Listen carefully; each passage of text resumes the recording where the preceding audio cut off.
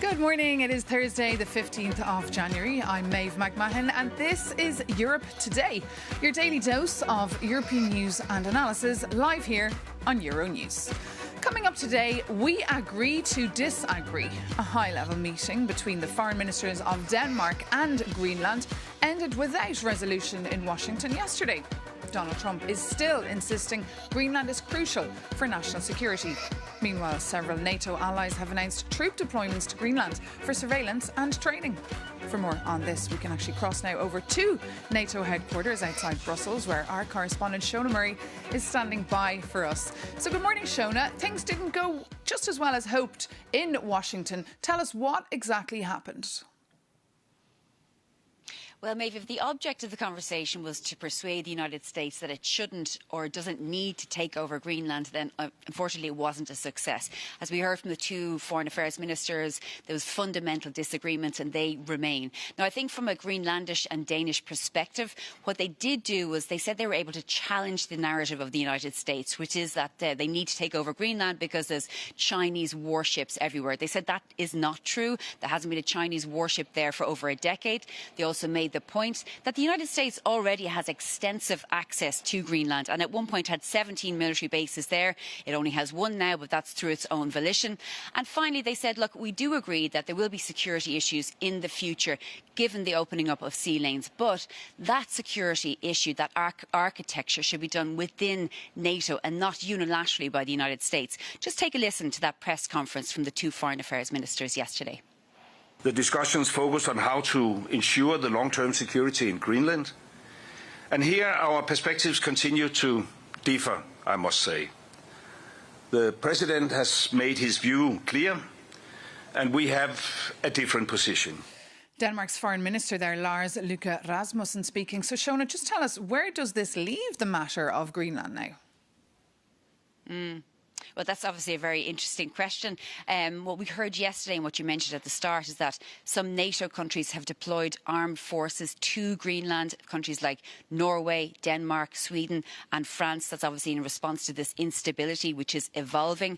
There is also an agreement to have a forum to try to resolve this issue. But we don't exactly know what the United States will do because it says it's intent on taking over Greenland or acquiring it. Will that be through military force? It doesn't look like that might be the case. Is it going to be through coercion? So the issue really remains an open one and a very, very dangerous and threatening one. And yesterday, Euronews caught up with John Bolton, who's Donald Trump's former national security advisor, a man who was a key proponent in the invasion of Iraq, it must be said. And he said this is a very bad idea. And he also made the point that only 8% of Americans actually think the United States should do this and try to take over Greenland. Well, I think it's a disaster for the United States, as I say, that we're even talking about this. Just the talk, though, of using military force is costing the U.S. in terms you can't even calculate, in terms of trust and good faith and our reputation. And we can say there's a new poll out today that shows exactly 8% of the American people favor the use of force to take Greenland. I'd like to ask that 8% if they even know where Greenland is. John Bolton there, the former US security advisor, and you can catch the rest of that interview on Euronews' 12 Minutes. Before, of course, we had our Shona Murray reporting live for us from NATO. Well, another topic that NATO allies are monitoring very closely is President Donald Trump's next moves in Iran. This time yesterday, a US-led military strike was looking increasingly likely, with several European countries, from Poland to Italy, urging their citizens to leave immediately. But now it seems that Donald Trump has dialed down the tone. For more on this, we're joined on set here by Euronews' EU editor, Maria Tadeo. So President Trump seems a little bit more measured now. Fill us in. Well, he certainly is, because remember, Maeve, at the start of the week, the president himself put out a post on social media saying, hold on tight in the protests in the country, which have been really a massacre, a specific number, very difficult to place. They go all the way from 2,000 people killed on the streets of Iran to 10,000. Very difficult to establish communications with the country because of this blackout we've seen for the past few days. But remember, the U.S. president himself said, help Trump is on its way. Yesterday night, however, he changed his tone, now suggesting that he has it from good authority, from good sources, that the killings have stopped. He did not elaborate, of course, and that is still a pending question mark. But let's take a look and listen to President Trump yesterday night. We have been informed by very important sources on the other side, and they've said the killing has stopped and the executions won't take place. There was supposed to be a lot of executions today, and that the executions won't take place. And we're going to find out. I mean, I'll find out after this. You'll find out. But we've been told on good authority, and I hope it's true. Who knows, right? Who knows? We've Crazy seen body world. bags. So how do you trust? No, you've seen that over the last few days, and they said people were shooting at them with guns, and they were shooting back, and it's one of those things. But they told me that there'll be no executions.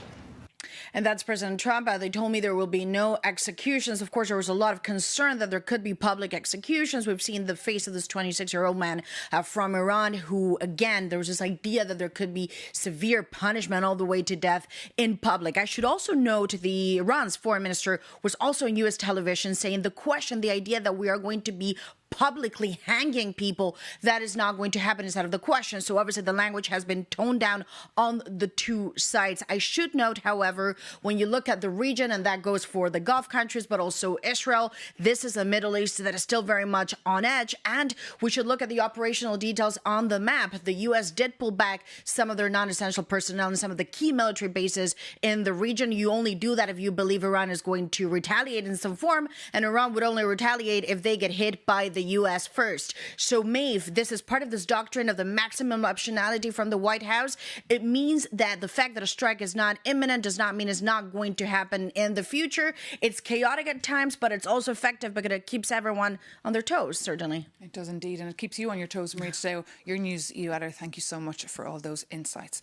And as you heard there, thousands of anti-government protesters are feared dead or imprisoned since the start of that brutal crackdown last month, and an internet blackdown is still in place. Our Jakob Yanis has been taking a look at the killing machine behind the crackdown. This theocracy should no longer be in power. European Parliament President Roberta Metsola was clear on Euronews that the Iranian regime is on its last legs. But standing between the protesters and the regime, there is one ruthless entity: the Islamic Revolutionary Guard Corps. Who are they? They are not just an army. They are an elite killing machine founded in 1979 to protect the ideology of the revolution. And they answer only to the supreme leader. It is an estimated force of 100,000 elite troops, backed by a 600,000 strong Basij paramilitary network. In return for their loyalty, the state grants them a massive gold chest, $6 to $9 billion, a budget estimated to be nearly double that of the regular army.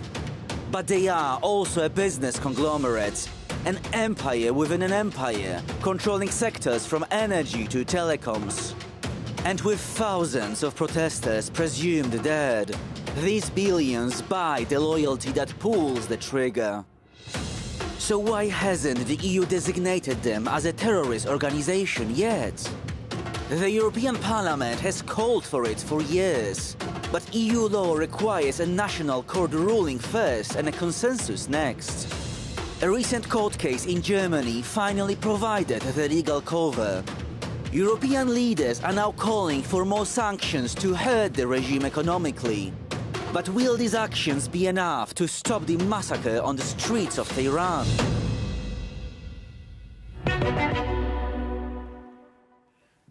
Jakob Yanis reporting there. And for more on the situation in Iran coming up, we'll be joined by David McAllister, German veteran MEP and chair of the European Parliament Foreign Affairs Committee, a member, of course, of the CDU, the European People's Party here in Brussels. Good morning, David McAllister. Good morning. Great to be here. Yeah, lovely to have you here on Europe Today. And look, the scale of the carnage is just starting to emerge really from Iran. What is the EU and the Parliament doing to support people on the ground?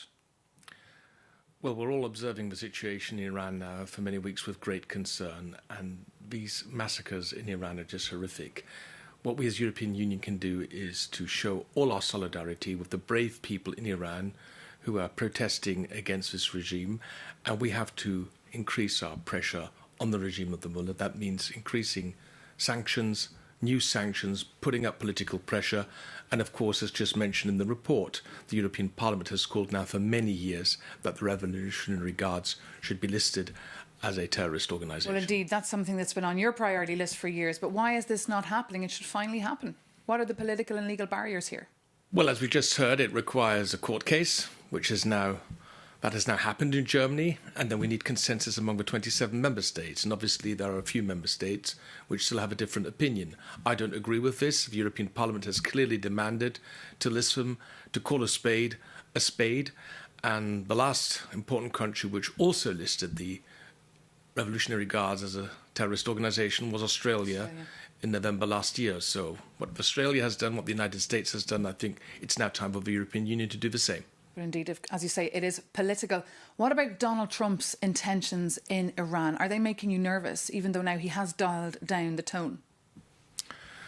Well, what we just heard and saw this morning is that there will be no public executions. This first step by the mullah regime might also be a result of increased American pressure. But the situation in Iran remains tense. And let's be very clear, the regime of the mullah has oppressed their own people now for decades and is a real source of destabilization in the entire region. And that's the issue. Can we trust Donald Trump when he says this? Well, I think you always have to take very seriously what Mr. President Trump says, but also Mr. Trump's policies are in the end unpredictable. And I think it's clear that the Americans in the moment will not 100% be clear what they are actually going to do with or in Iran. And what about Greenland? As you heard, their talks broke down yesterday in Washington, D.C. What is the Parliament and the EU doing to have a say? Greenland is a sovereign part of the Kingdom of Denmark. Greenland is sovereign, and that means that every country should respect the territorial sovereignty and integrity of Greenland. The European Parliament has been very clear. The group leaders in the Conference of Presidents yesterday adopted a very clear statement where we stand side by side with the Kingdom of Denmark, with Greenland, and the future of Greenland will be decided by the people of Greenland in close coordination with the Kingdom of Denmark. But is there any leverage you as the Parliament can actually use? A lot of MEPs have called for freezing the EU-US trade deal, for example, as a way to put leverage on Donald Trump. Well, first of all, we've been very clear in our commitment towards Greenland. The European Union will step up its engagement in Greenland. But what about freezing those talks? The financial support for Greenland will be doubled in the next annual multi-financial framework. If the decision on the US trade deal will be stalled or not, that has to be decided in the European Parliament. I understand that there are different views within the political groups. What's your view? I personally believe that the EPP line is that we should separate the two issues. We need to finalise the US trade talks because our companies need predictability, they need stability. On the other hand, I understand that we need to find majorities, and in the moment, I think the EPP and the European Conservatives are for moving forward, whereas the Socialists, the Liberals and Greens perhaps want to postpone the vote. We will see. And finally, a brief point on the Ukraine-Russia war, which of course is still ongoing, even though President Trump's mind is elsewhere. Is it time now, do you think, to talk to Vladimir Putin? We all want peace. But this peace needs to be just and it needs to be sustainable. And this is the most important point, includes security guarantees for Ukraine. Mr. Putin could stop this war if he stopped bombing innocent civilians immediately. He has shown no interest in this until now, and that's why our position as the European Union is we stand with our Ukrainian partners. And last year, of course, was the deadliest year yet for Ukrainian civilians. Thank you so much, David McAllister, Thank you for being our guest today on Europe Today, and thank you so much for tuning in. For more news and analysis, do check Euronews or download our app. I look forward to seeing you again tomorrow morning. Bye from Brussels.